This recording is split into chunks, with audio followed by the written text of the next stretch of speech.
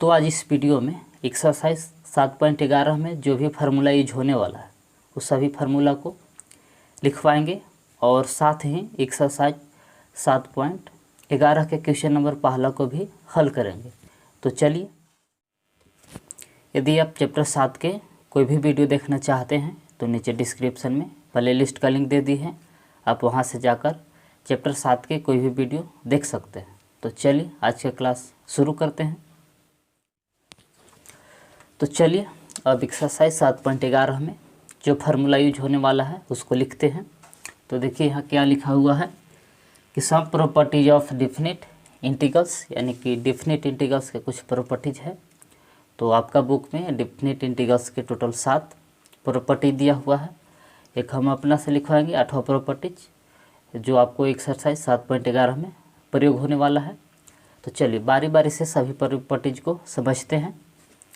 तो देखिए इसका पहला प्रॉपर्टीज को P0 से सूचित करते हैं। तो पहला इसका प्रॉपर्टीज है ए से बी रहेगा, लिमिट fx dx कोई फंक्शन रहेगा।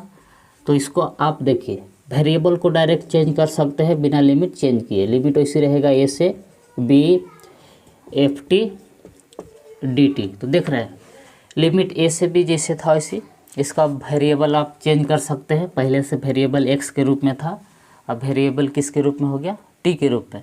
लिमिट ज्यों का त्यों रह गया, लिमिट जैसे था वैसे रह गया। अब चाहे तो इसको वाई के रूप में भी बदल सकते हैं, तो यहाँ डी वाई होगा। जेड के रूप में बदलते तो यहाँ डी जेड हो जाता।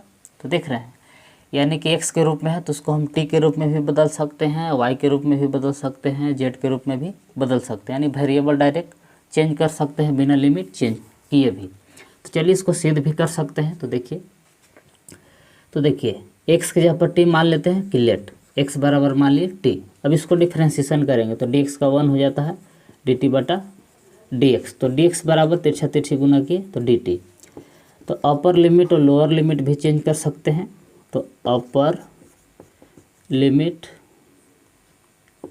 और लोअर लिमिट, तो चलिए चेंज करिए। तो t बराबर माने हैं x, t बराबर माने हैं x। तो देखिए x का मान अपर लिमिट b है तो x की जगह पर b बैठा दिए और फिर लोअर लिमिट x की जगह पर बैठा दिए। तो देखिए अपर लिमिट लोअर लिमिट नहीं चेंज हुआ, जिसे x वाला था वैसे इसमें भी लोअर लिमिट a रह गया और अपर लिमिट b रह गया। तो इसलिए बदलिए इसको, limit lower limit a upper limit b f x। तो जहाँ x है x की जगह पर बैठा देंगे t और फिर dx था dx, तो x की जगह पर बैठा दिए t। यानी कि देखिए जहाँ जहाँ x था वहाँ का बैठा दिए t। तो अब देखिए P1 प्रॉपर्टी दिखाई दे रहा है कि LHS को बदल दिए, डायरेक्ट RHS के रूप में बदल गया, सब जैसी था वैसी रह गया, लेकिन वेरिएबल चेंज हो गया।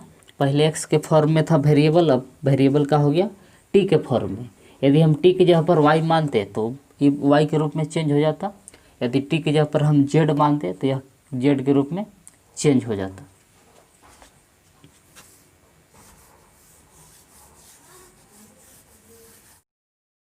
सेकेंड प्रॉपर्टीज को P1 से सूचित करते हैं। तो देखिए क्या है कि P1 a से b वैसी रहेगा, लिमिट fx dx रहेगा। तो देखिए इसको क्या कर सकते हैं, तो इसे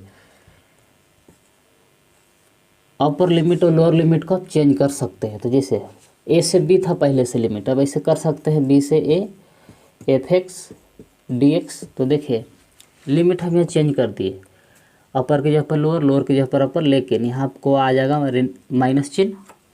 अब ऐसे कर सकते हैं, लेकिन खाली आपको अपर लिमिट और लोअर लिमिट को हेरा फेरी कर सकते हैं, पलट सकते हैं लिमिट को, लेकिन आपको नेगेटिव चिन्ह लगाना होगा। अब चाहे तो इसको भी सिद्ध कर सकते हैं। तो देखिए मानिए कि LHS का इंटीग्रेशन की fx का, तो मानिए कि बड़ा fx आया इसका इंटीग्रेशन लिमिट a से b। अब इसको भी इंटीग्रेशन करिए, तो इसका इंटीग्रेशन करिएगा तो माइनस ये है, इसका भी मानिए कि वही बड़ा f आया इंटीग्रेशन लिमिट है b से a। अब बैठाइए अपर लिमिट, तो अपर लिमिट है आपको b, x की जगह पर बैठा दिए b, माइनस लोअर लिमिट तो x की जगह पर बैठा दिए a। अब इधर आइए, माइनस जैसे था वैसे, अपर लिमिट ए बैठा दिए माइनस लोअर लिमिट बी बैठा दिए। तो जैसे था वैसे अब इसको माइनस से गुना करिएगा तो पहले आ जाएगा बी, ये प्लस हो जाएगा और जो प्लस था वो माइनस। तो देखिए ये दोनों LHS और RHS का आ जा रहा है बराबर है, यानी कि इसको हम ऐसे कर सकते हैं। अब इसी से एक और फार्मूला है, P1A के अंदर आता है कि लिमिट अपर लिमिट और लोअर लिमिट दोनों बराबर हो जाए तब क्या होगा, ए से ए रहेगा fx dx रहेगा, तब क्या होगा से देखिए इतना बराबर होता है 0। तो कैसे 0 होगा से देखिए, अब fx का इंटीग्रेशन किए तो मानिए कि बड़ा fx आया, अब a से a लिमिट है तो अपर लिमिट f के जगह x के जगह पर a बैठा है माइनस लोअर लिमिट फिर x की जगह पर बैठा है a। तो बताइए fa से fa घट के क्या हो जा रहा है 0, तो यानी कि ये लगभग P1A से ही बना हुआ है फार्मूला। अब चलिए इसी प्रकार से एक P2 फार्मूला है कि इंटीग्रेशन a से b fx dx रहेगा, तो इसको आप ऐसे लिख सकते हैं कि इंटीग्रेशन a से c, बीच में कोई अचर अपना से ले सकते हैं, fx dx plus f c से b fx dx। देखिए इसमें बीच में अपना से एक अचर ले सकते हैं। तो देखिए जिसे माने कि पहले से लिमिट दिया हुआ है ऐसे b, बीच में कोई यदि आप अचर लेना चाहते हैं c वेरिएबल तो आप ऐसे चुन सकते हैं। तो इसे इंटीग्रेशन हुआ कि a से c फिर c से b, इसको भी चाहे तो सिद्ध कर सकते हैं, LHS RHS बराबर आ जाएगा। तो देखिए इसका भी इंटीग्रेशन करिए तो मानिए कि बड़ा f आया, बड़ा fx कैपिटल fx आया, इसका इंटीग्रेशन a से b, इसका भी इंटीग्रेशन किए तो बड़ा fx आया लिमिट a से c प्लस इसका भी इंटीग्रेशन किए तो बड़ा f आया x लिमिट c से b। अब लिमिट बैठाइए upper limit F B minus lower limit x की जगह पर एफ ए। इसी प्रकार से इसका भी लिमिट बैठाइए x की जगह पर c एफ सी फिर माइनस एफ ए, फिर इसका भी लिमिट बैठाइए x की जगह पर अपर लिमिट b माइनस फिर x की जगह पर लोअर लिमिट c। तो देखिए c वाला से c वाला कट जाएगा, तो देखिए ये भी आ गया F B minus F A, यानी कि LHS और RHS आपस में क्या हो गया बराबर हो गया। तो इसी प्रकार से आप चाहे तो सभी फार्मूला को सिद्ध करेंगे तो थोड़ा ज़्यादा टाइम लगेगा, आप लोग चाहे तो बुक से भी सिद्ध कर सकते हैं। तो चलिए सब फार्मूला को हम बारी बारी से लिख देते हैं। P3 एक फार्मूला है इसी तरह से,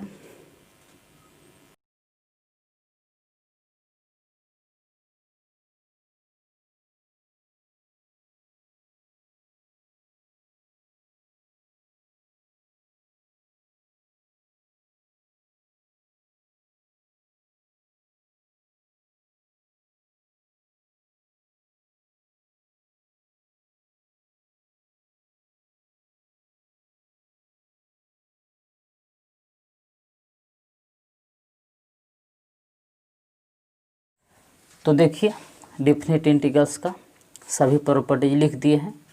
तो एक्सरसाइज 7.11 को हल करने में लगभग इतना ही प्रॉपर्टीज का प्रयोग होगा। तो आपका बुक में प्रॉपर्टीज 7 तक दिया हुआ है, एक 8वां प्रॉपर्टीज भी यूज होता है। क्वेश्चन नंबर 5 और 6 को हल करिएगा, 3 मोड वाला फार्मूला यूज होगा। तो चलिए वीडियो को रोक के आप लोग इस सभी फार्मूला को नोट कर लीजिए और साथ ही याद कर लीजिएगा। तो चलिए अब एक्सरसाइज 7.11 के क्वेश्चन नंबर पहला को हल करते हैं। तो देखिए पहला क्वेश्चन है क्या। तो पहला क्वेश्चन ऐसे है कि इंटीग्रेशन 0 से π/2 cos स्क्वायर x dx है। तो चलिए अब इसका डेफिनिट इंटीग्रल्स का प्रॉपर्टी लगा के इसको हल करते हैं। तो सबसे पहले इस प्रश्न को i बराबर मान लेते हैं कि लेट i बराबर इंटीग्रेशन 0 से π/2 cos स्क्वायर x dx। तो देखिए सबसे पहले इस क्वेश्चन को i बराबर मान लिए, अब फिर इसको समीकरण 1 भी मान ले रहे हैं, इसको समीकरण 1 भी मान लिए और i बराबर भी मान लिए। तो चलिए अब यहाँ से प्रॉपर्टीज लगाना शुरू करिए। तो देखिए क्या प्रॉपर्टीज लगा रहे हैं, देखिए ये लिमिट 0 से π/2 जिससे था वैसे cos स्क्वायर x dx। तो x के जगह पर यहाँ प्रॉपर्टीज लगेगा। तो देखिए प्रॉपर्टीज आप लोग के लिखवाए थे कि 0 से a रहेगा f(x), फंक्शन कोई रहेगा dx। तो इसको इसे लिख सकते हैं कि लिमिट 0 से सब ऐसे रहेगा f a minus x dx। देख रहे हैं, यही यहाँ फार्मूला लगने वाला है। तो देखिए खाली x का मान यहाँ चेंज हुआ था। x का मान कैसे चेंज किए थे? तो अपर लिमिट माइनस x। तो यह देखिए cos स्क्वायर x है, तो x को हम क्या करेंगे? तो अपर लिमिट में से घटाएंगे इसे, π/2 माइनस एक्स। यहाँ x को हम घटाए थे अपर लिमिट में, जो फार्मूला कहता है उसके अनुसार यहाँ तोड़ दिए कि अपर लिमिट माइनस x को अपर लिमिट में से घटा दिए। ये फार्मूला यहाँ लागू हो गया। तो चलिए अब आगे इसको बढ़ाते हैं। तो i बराबर इंटीग्रेशन 0 से π/2 जिससे था इसे। एक फार्मूला आप लोग ये भी जानते हैं कि cos π/2 माइनस थीटा रहता है, तो क्या बदल जाता है? साइन थीटा में। ये फार्मूला आप लोग फर्स्ट ईयर में पढ़ चुके हैं कि cos π/2 माइनस थीटा बदल जाता है साइन थीटा में। तो यहाँ स्क्वायर है तो स्क्वायर के रूप में बदलेगा, तो cos क्या में बदल जाएगा? साइन में, यानी कि हो जाएगा इस साइन स्क्वायर थीटा की जगह पर यहाँ x dx। इसको मान लिए समीकरण 2।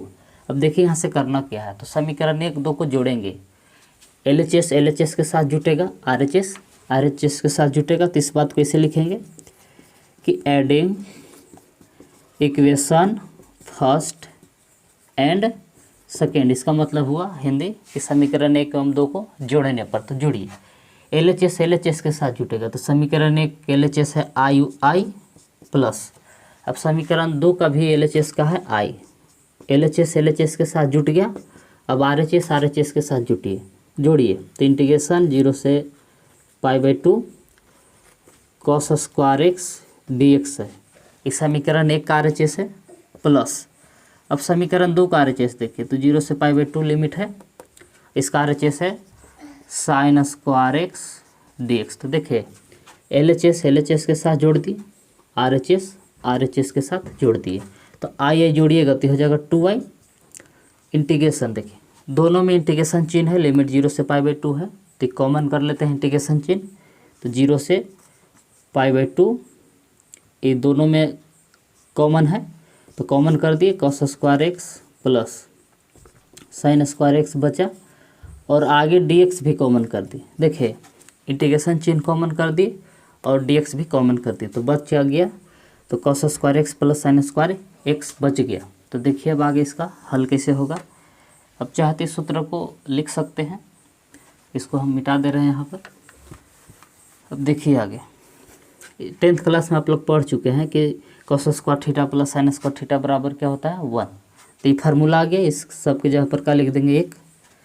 तो देखिए I बराबर ये 2 गुना है तो उधर भागा में चल जाएगा, तो इधर रह जाएगा 1/2 इंटीग्रेशन 0 से π/2। ये जैसे था वैसे रह गया। cos square x plus sine square x जगह पर क्या बैठा देंगे? 1। ये फार्मूला है, इसका फार्मूला हो गया 1 के बराबर होता है cos square x plus sine square x। तो चलिए अब आगे इसको इंटीग्रेशन करते हैं। 1/2 जैसे था वैसे 1 का इंटीग्रेशन करिएगा तो x होता है, लिमिट जैसे था वैसे 0 से π/2। अब 1/2 जैसे था वैसे x के जगह पर बैठाएंगे अपर लिमिट, तो अपर लिमिट है π/2 माइनस फिर x के जगह पर लोअर लिमिट, तो लोअर लिमिट है 0। तो 1/2 जैसे था वैसे π/2 में से 0 घटाएंगे तो π/2 बचेगा, तो बच गया π/2। अब गुना करिए, 1 गुने पाई किए तो पाई, और नीचे 2 गुने 2 किए तो 4। तो यही हो गया इसका फाइनल आंसर। आप चाहे तो वीडियो को रोक के नोट कर सकते हैं। इसी प्रकार से आपको क्वेश्चन नंबर 2, क्वेश्चन नंबर 3 और 4 बनेगा, और सब का आंसर भी π/4 आएगा। तो आप लोग क्वेश्चन नंबर 2, 3 और 4 को बना लीजिएगा। सब क्वेश्चन इसी प्रकार से बनेगा। तो चलिए